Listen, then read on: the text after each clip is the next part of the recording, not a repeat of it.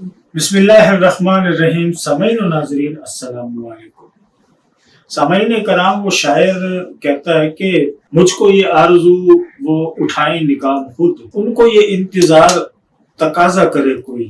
سامعین کرام، آپ دیکھتے ہیں جب سے پاکستان مارز وجود میں آیا ہے تب سے ہی یہ سلسلہ جاری و ساری ہے. جو بھی آرمی افسر سیٹ پر موجود ہوتا ہے، چاہے وہ چھوٹی سیٹ پر موجود ہو بڑی سیٹ پر موجود ہو، اس وقت تک وہ مجاہد اسلام بھی ہوتا ہے، اس وقت تک وہ جری اور بہادر بھی ہوتا ہے.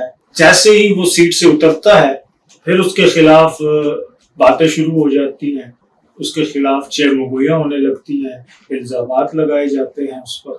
اور یہ سلسلہ ابھی بھی جاری ہے. آپ صدر ایوب کو دیکھ لیں، جب وہ سیٹ پر موجود تھے تو اس وقت ایک انہیں پیغمبر نہیں بنایا گیا، باقی کوئی کسر چھوڑی نہیں گئی. پھر اسی طرح صدر ضیاء تھے، ان کی بھی تعریفوں کے پل باندھے گئے. پھر اسی طرح صدر مشرف تھے، ان کے ساتھ بھی یہی سلسلہ رہا. لیکن جیسے ہی وہ سیٹ سے اترتے ہیں تو پھر لوگ جو ہے وہ باتیں کرنا شروع کر دیتے ہیں. لیکن جس وقت تک وہ سیٹ پر موجود ہوتے ہیں وہ غازی بھی ہوتے ہیں، وہ مجاہد بھی ہوتے ہیں. اور جیسے ہی وہ سیٹ سے اترتے ہیں پھر ان کے سکینڈل بھی نظر آتے ہیں لوگوں کو، پھر ان کے خلاف باتیں کرنے کا موقع بھی لوگوں کو مل جاتا ہے. ہم کسی ادارے کے ترجمان بننے کی ہمیشہ نفی کرتے رہتے ہیں، ہم کہتے ہیں نہیں کرنی چاہیے. لیکن الزامات لگانے کے لیے جو صحافتی ذمہ داریاں ہیں ان کو پورا کرنا بڑا ضروری ہوتا ہے.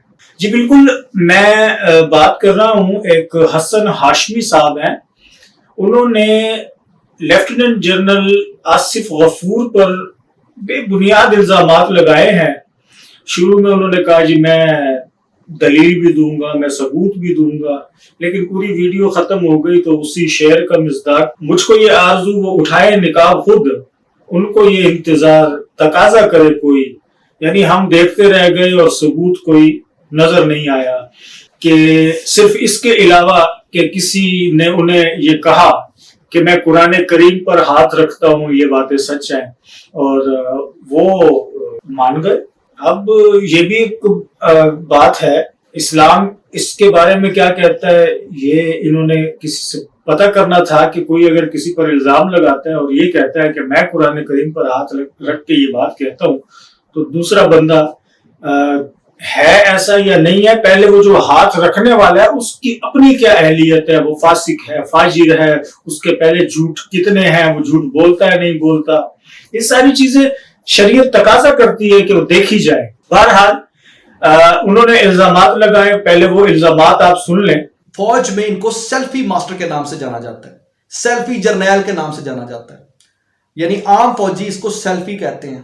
او سیلفی جرنیل آ گیا، او سیلفی ماسٹر آ گیا، او سیلفی ماسٹر کا کیا حال ہے، وہ یار سیلفی ماسٹر نے کی کیا ہے. آصف غفور کے حوالے سے اس بات کو ذہن میں رکھ لیں کہ وہ ایک ایول جینیس پرسن ہے، کوئی شک نہیں، بہت کمال کا، لیکن اس کے اندر نیگیٹیوٹی بہت زیادہ تھی. جس طرح عمران خان بھی ایک ایول جینیس پرسن ہے، تو دونوں کی یہ جو کوالٹی ایک دوسرے کے کلوز لے آئی. عمران خان وزیر اعظم تھے اور عمران خان کی یہ ٹوٹل سوشل میڈیا پونکا بریگیڈ ہے، یہ آصف غفور کی برین چائلڈ ہے. آصف غفور نے یہ ساری ترتیب دی، اور آصف غفور اتنا پاورفل تھا، اتنی اس پونکا بریگیڈ کے ساتھ اس کے کلوز ٹائز تھے، اتنے ان کے رابطے تھے کہ وہ جس کی چاہتا تھا پگڑی اچھلواتا تھا، جس کو چاہتا تھا ہیرو بناتا تھا، جس کو چاہتا تھا زیرو پہ لے آتا تھا. تو اس لحاظ سے ہر کوئی ڈرتا تھا آصف غفور سے کہ جناب اس کا انفلوئنس بڑا ہے سوشل میڈیا پر، یہ تو بھائی جینے نہیں دیتا کسی کو، اس کے پاس اتنی طاقت ہے، ایک بات کرتا ہے کروڑوں لوگوں کو ایک ساتھ جا کر وہ کہتے ہیں کہ انفلوئنس کرنے کی اس کے اندر طاقت ہے. تو لہٰذا فوج کے اندر جو وقت کا آرمی چیف جنرل باجوہ تھا وہ بھی اسے ڈرتا تھا. آصف غفور صاحب بطور لیفٹیننٹ جنرل ذرائع کے مطابق ان کی سرپرستی کرتے تھے اور یہ وارداتیں ڈالتے تھے.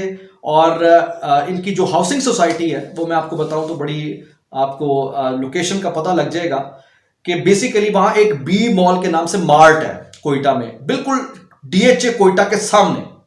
ڈی ایچ اے کوئٹہ کے سامنے ذرائع کے مطابق ایک بی مال مارٹ ہے، اور بی مال مارٹ کے ساتھ ایک ہاؤسنگ سوسائٹی ہے جو موصوف جنرل آصف غفور صاحب کی ہے ذرائع کے مطابق.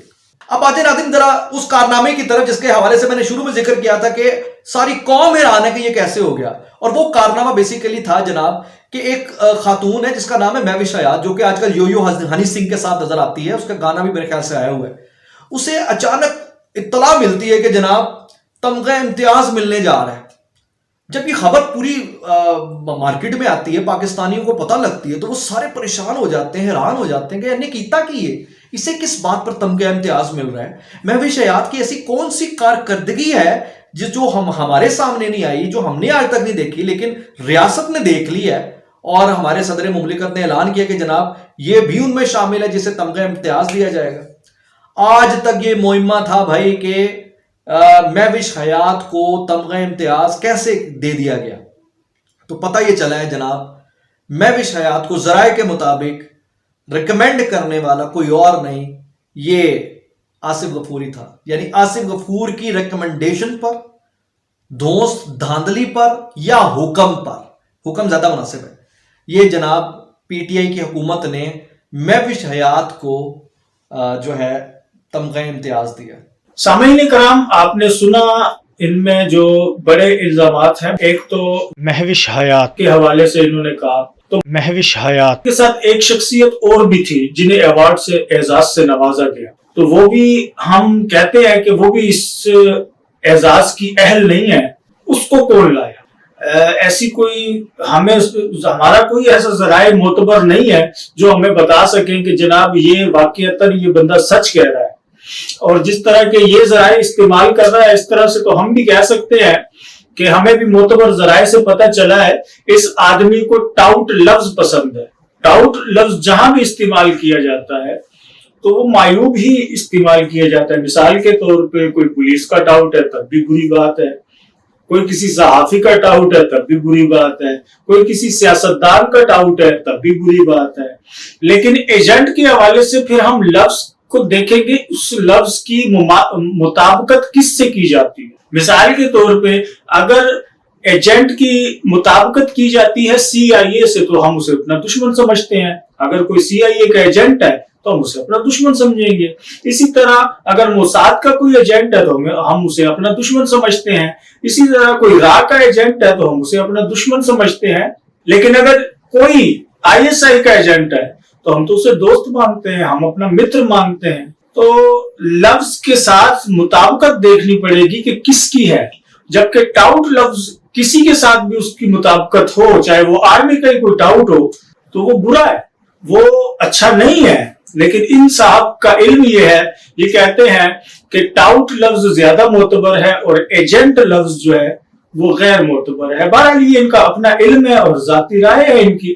میں صرف یہ کہنا چاہتا ہوں کہ صحافتی ذمہ داریاں پوری کرتے ہوئے کم از کم اتنے آپ کے پاس شواہد موجود ہوں جتنی آپ بات کر رہے ہیں. ایسا نہیں ہونا چاہیے کہ ذات دی کوڑ کڈلی تے چھتیراں نال جپے، اس طرح کی بات نہیں ہونی چاہیے. آپ کے پاس کچھ نہ کچھ ثبوت ہونے چاہیے. آپ ایک ایسے شخص پر الزام لگا رہے ہیں جو D G I S P R رہا ہے، آصف غفور، جو ایک معتبر ادارے کا اسپوکس پرسن رہا ہے.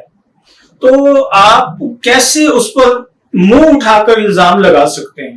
آپ کو کم از کم کچھ دلائل پیش کرنے چاہیے تھے کہ یہ دلیلیں ہیں، یہ راستے ہیں، اس طریقے سے یہ معاملہ ہوا ہے. مثال کے طور پر انہوں نے دوسرا الزام لگایا جی وہاں کوئی سوسائٹی بن رہی ہے کوئٹہ میں، اس کے حوالے سے بھی انہوں نے کہا کہ جی وہ بھی آصف غفور صاحب بنا رہے ہیں. چلے جی ہم مان لیتے ہیں، بری بات ہے، کیوں بنا رہے ہیں، نہیں بنانی چاہیے، بڑا اسکینڈل ہے، بہت بڑی بات ہے. لیکن ثبوت کیا ہے؟ انہوں نے فورس کیا، انہوں نے کہا ثبوت. ہمیں کسی سے کوئی نہ لینا ہے نہ دینا ہے، لیکن جو بات سچ ہے وہ تو کہنی چاہیے. تو آپ خود اندازہ لگا لیں کہ اتنے بڑے بڑے الزامات اور ثبوت کوئی نہیں، کیا اہمیت رہ جائے گی بیانیوں کی، کیا اہمیت رہ جائے گی دلائل کی، جب ایسے لوگ میڈیا پر، یعنی جیسے کیمرہ آ گیا ان کے سامنے اور ان کو ایک پلیٹ فارم میسر آ گیا، وہ اس کے سامنے ٹان ٹان ٹان ٹان بولنا شروع کر دے، تو کیا اہمیت رہ جائے گی صحافت کی؟ جبکہ صحافتی اپنی ایک ذمہ داریاں جو ہے وہ پورا کرنے کا نام ہے، اور صحافی اپنی ذمہ داریوں کو پورا کر کے ہی وہ بات کرتا ہے اور اس بات پر پھر وہ جو بھی اس کے پاس دلائل ہوں وہ پیش کرتا ہے.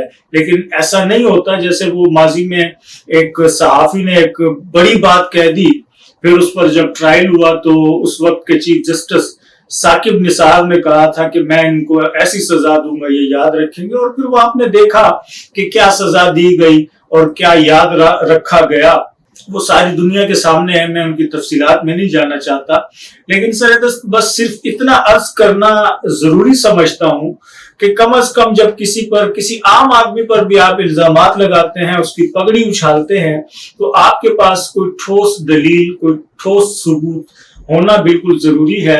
اور میں یہ سمجھتا ہوں جو میں نے ویڈیو دیکھی ہے ان کی, اس میں انہوں نے کوئی ثبوت نہیں دیا. جب نہیں دیا تو بالکل ان کے پاس ہوگا بھی نہیں, اور اگر ہے تو وہ لا کے پیش کریں کہ جناب میرے پاس یہ ثبوت ہے, یہ بندہ کہہ رہا تھا, میں قرآن پاک پہ ہاتھ رکھتا ہوں, یا اس طرح جو بھی وہ بات کہنا چاہتے ہیں وہ اپنا بالکل بات کہیں.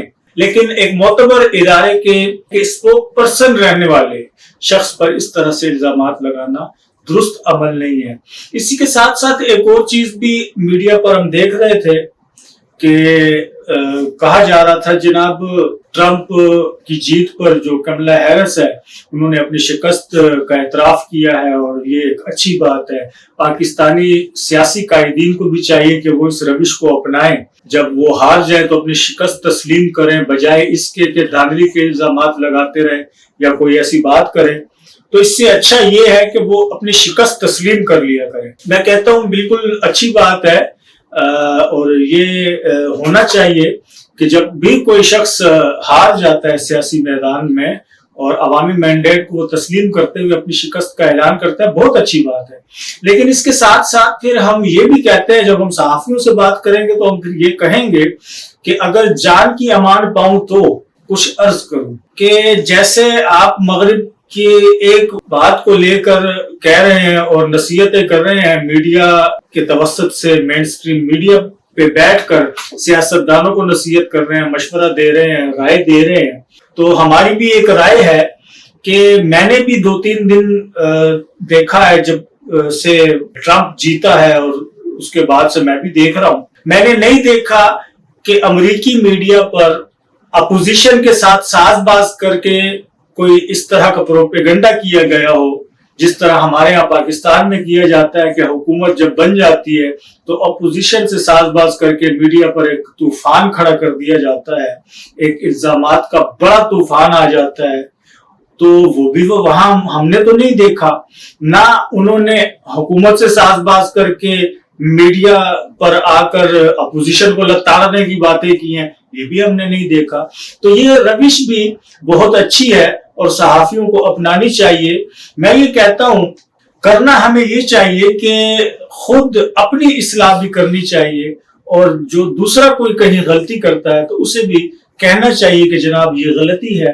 تو میرا خیال ہے یہ تنقید درست ہے, اور اس طرح کی تنقید ہونی چاہیے, نہ کہ ایسا جیسا ایک جو حسن ہاشمی صاحب ہیں انہوں نے کیا.